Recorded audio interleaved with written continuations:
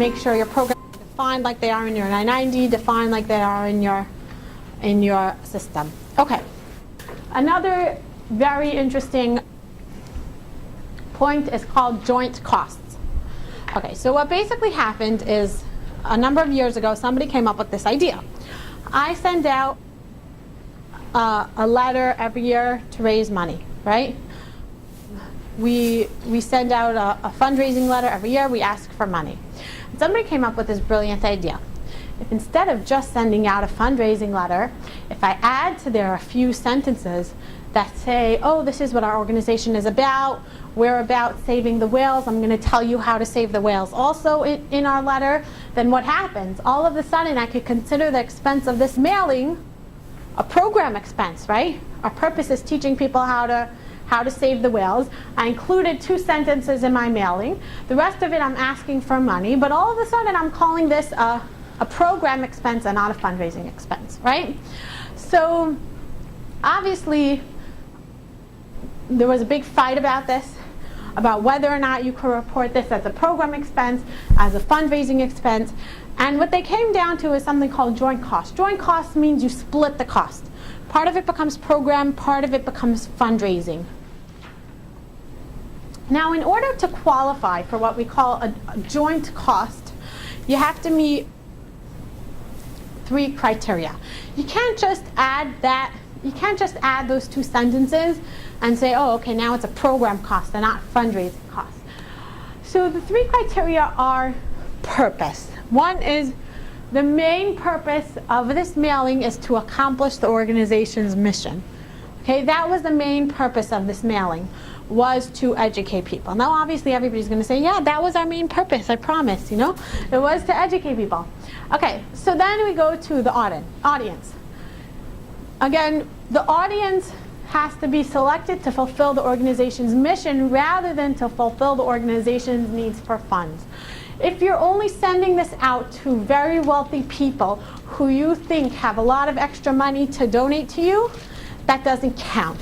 You know, you have to be sending it to whoever you think can benefit from this. You know, if you provide child services, educational services, and you're not sending this out to everybody who has children at home, you're sending this out to, you know, old retired adults, then that's not reaching your audience of the services you're trying to provide. Okay? And again, the last one is the content must support the organization's mission. The content has to be in some way serving a purpose to the organization's mission. This is something that you shouldn't really take lightly. They look at a lot. The minute you put some joint costs, you split costs, the IRS gets suspicious, and they like to come down and look at these things a lot. So again, you are allowed to, but you really have to make sure that you fill these 3 purposes, because it's something they look at a lot. It's something that people take advantage of a lot. Yeah? So using your example, how do you actually split the cost of that mailing or something between those 2? Usually it's a 50-50. That's what usually happens. So if you're telling a group of people that one of your purposes is to save the whales, the money that you get back from these people, don't you have to use some of that money to save the whales? Oh, well, all of it has to be to save the whales. Okay. Yeah, if that's what you're saying your purpose is, then all of that money has to be spent on that. Oh, so The expense, what we're talking about is splitting up the expense part of it. How much do I call program, and how much do I consider fundraising? Okay, so if you're educating people about how to save the whales, and not just asking them for money, then you would be entitled to put 50% of it into program and 50% into fundraising.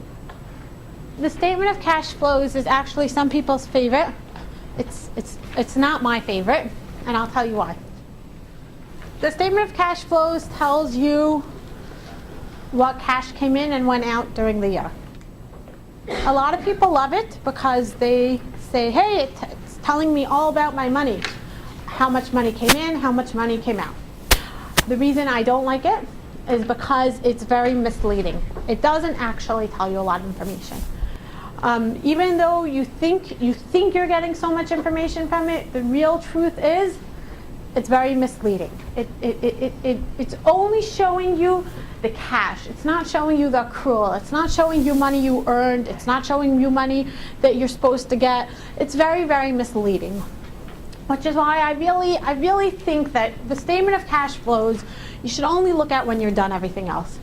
Don't pay too much attention to it. Look at it, pay attention. Obviously, it's important to keep track of cash, but you really can get a lot more information about your cash from the balance sheet, from your income statement. So I don't like when people focus too much on the statement of cash flows. We'll go through it a little bit. Again, what happens in the statement of cash flows is what we say, it tunes out the accounting noise created by accrual accounting. It doesn't tell you about all those things that we accrue, money that you earned that you didn't get paid yet, money that you owed, that you owe other people money, it's not going to show up on the statement of cash flows. All these other accounting terms of what we call accrual accounting doesn't show up on the statement of cash flows. Again, it doesn't reflect income. Just because the money shows up as cash balance doesn't reflect income. Okay, so what is the statement of cash flows? All it is it shows the difference in balances on your balance sheet from year to year. That's all. Well, okay, let's backtrack again. There's two types of statement of cash flows. There's what we call the direct and the indirect method. Okay, does anybody know the difference? Okay. The direct method starts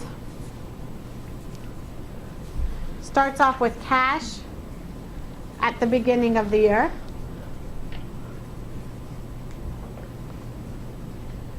And then it says all the money we used, all the money we spent, and it ends with cash end of year. Okay. Nobody really uses the direct method. Why? Because who keeps track of every single penny they spent and earned the whole year? Right? How many people keep track of it? You would have to write, well, we got in $10 and then we bought equipment, so that's we're going to subtract $20. It's just extremely complicated to keep track of cash so much, especially when our accounting system is on an accrual basis. So about 98% of people do not use the direct method. What's the indirect method?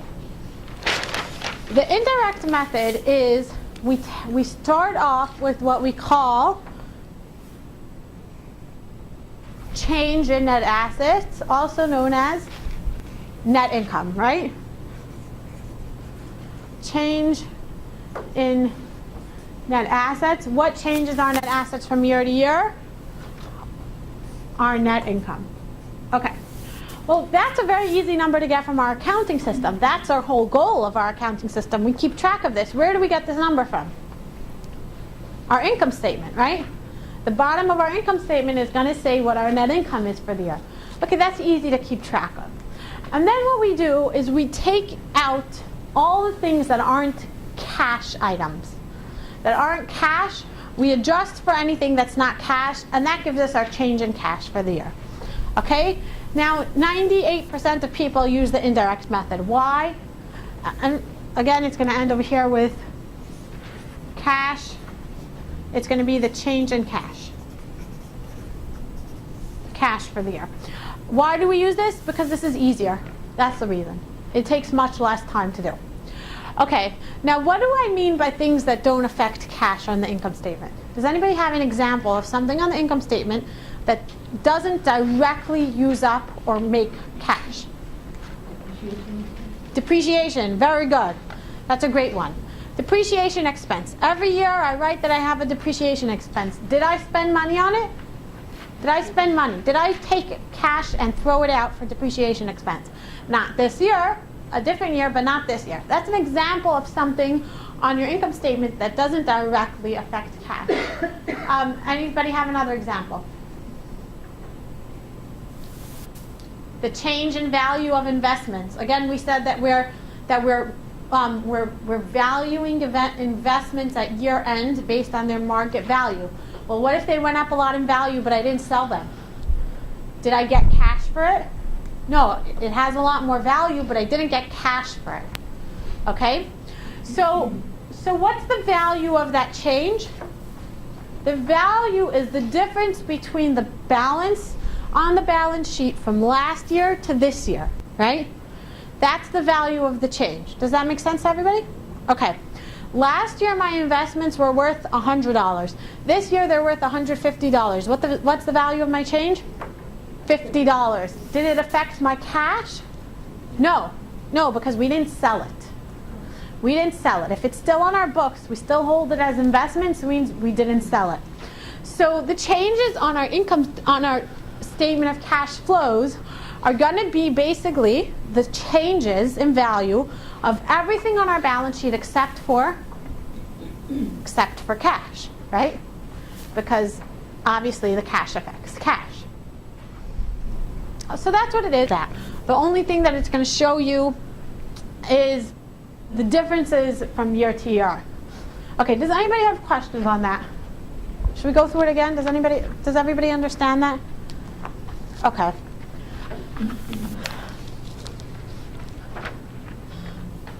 Okay.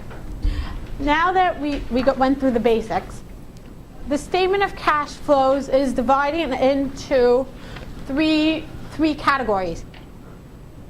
We sort of take all our changes and we arrange them in three different categories. We're what we call operating activities. Operating activities means the general operations of our organization. We would have in there our depreciation expense, whatever, probably our depreciation expense, depending. Our changes in contributions receivable, all the general operating things.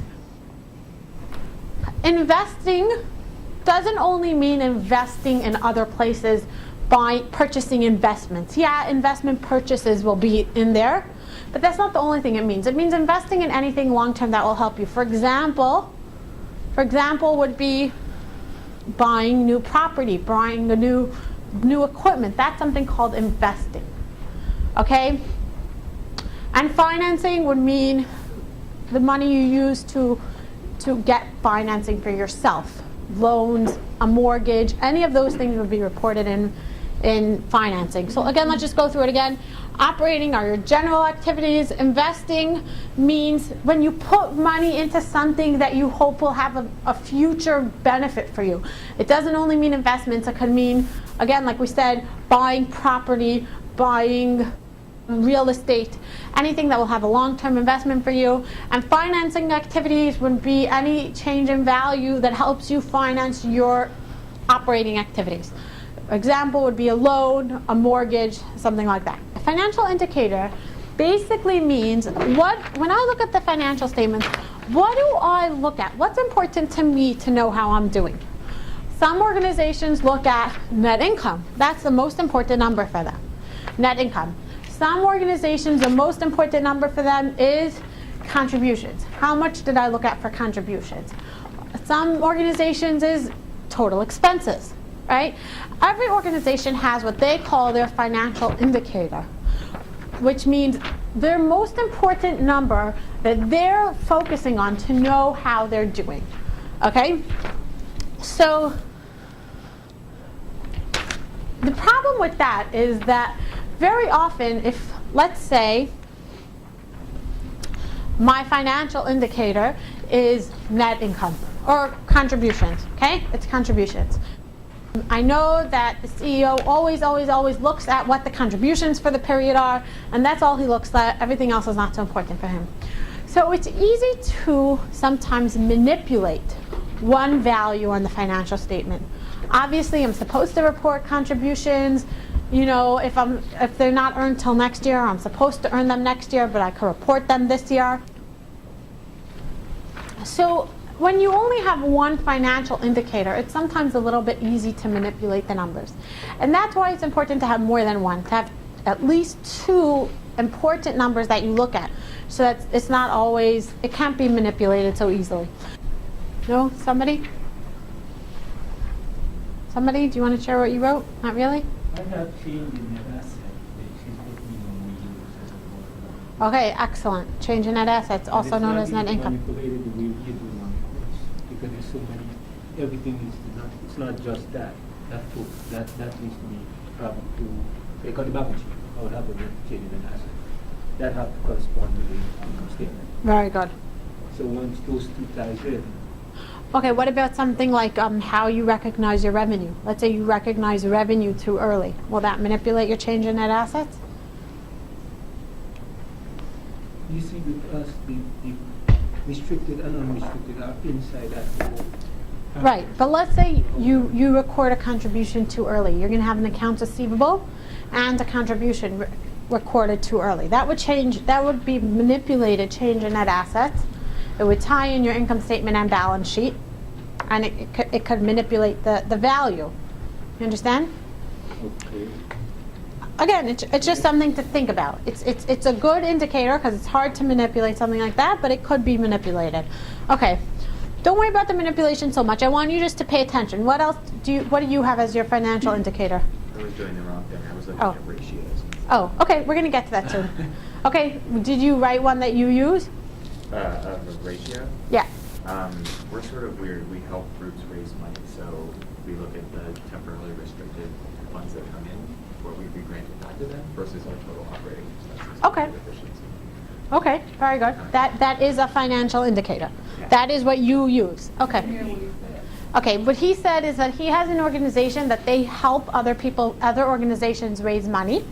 So what he uses as his financial indicator is how much money he raised for other people divided by his operating expenses, if I'm understanding you correctly. Okay, very good. Anybody? These are what we call the simple indicators. I'm sorry. What we're going to go through now is some other indicators that you might use, other ratios that are important to look at when you read financial statements, okay? So obviously they're the ones that are sort of like staring you out in the face, the obvious ones, which are net income, the most commonly used one, total revenue, right? These are all things that are bolded. They're staring you in the face when you read financial statements. Total expenses, change in net assets, which is just another term for net income. These are all the ones that people typically look at. What I want to show you today is the ones that people don't always know about. They're still important, okay? Let's start with the first one, use of resource. What does this measure? This measure how much of our expenses are used towards program versus our total expense. What it is very simple. What percentage are in program? That's all this indicator is our percentage of program expense to other expense. This is what people who are looking to give contributions to an organization, this is the number one indicator they use. This is the biggest one people look at. It's very easy for people to find out this information. They go to GuideStar.com. This information is always public.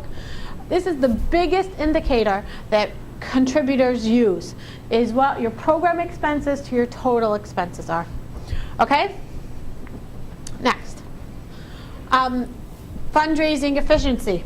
How efficient is our fundraising, which is probably something very similar to what you use, which is our contributions, right? The money we raised divided by our fundraising expenses. Okay, how efficient was our expenses, was our fundraising? Defensive interval. What this shows is how many months the organization can operate if no additional funds were received. Okay? This is obviously a little bit more of a complicated indicator, but it's very important for people in management to know. The board of directors.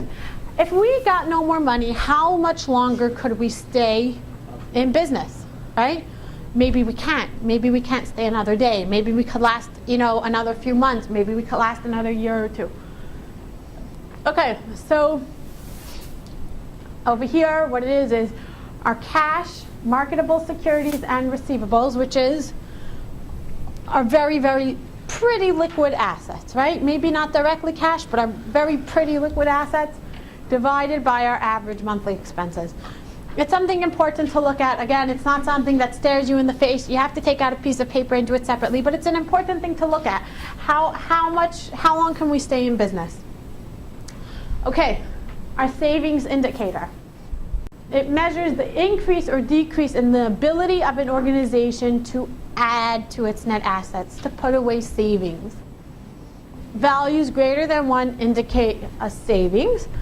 The savings indicator is a simple way to determine if an organization is adding to or using up its net assets, which probably you would say is something important for you, right? You said you're trying to diminish your deficit.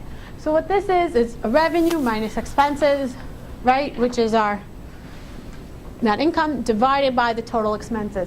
That's going to show you whether you're saving money or whether you're using up money. Okay, the current ratio.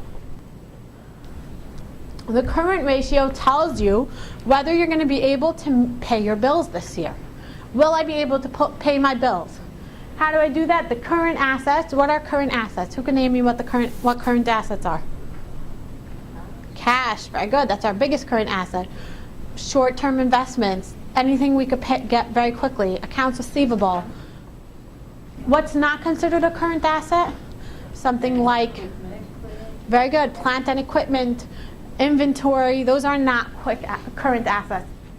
So the current assets divided by the current liabilities tells you, will I be able to pay my bills this year? If you have a positive number, it means yes, I'll be able to pay my bills this year. Will I be able to pay my bills next year? I don't know, but for 1 year I know.